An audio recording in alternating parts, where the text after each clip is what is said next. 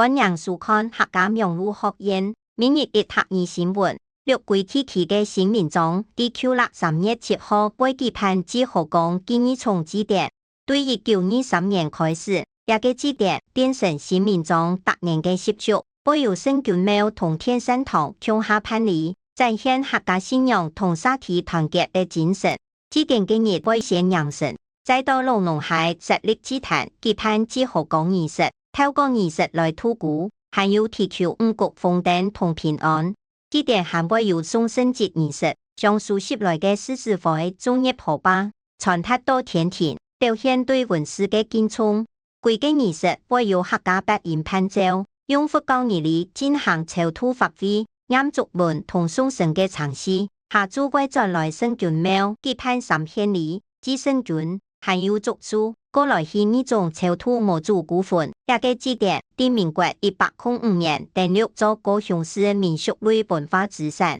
成為當地重要嘅文化象徵。以上係客家名錄學院嘅報道。接下來要教大家今本日嘅明日的學語就係除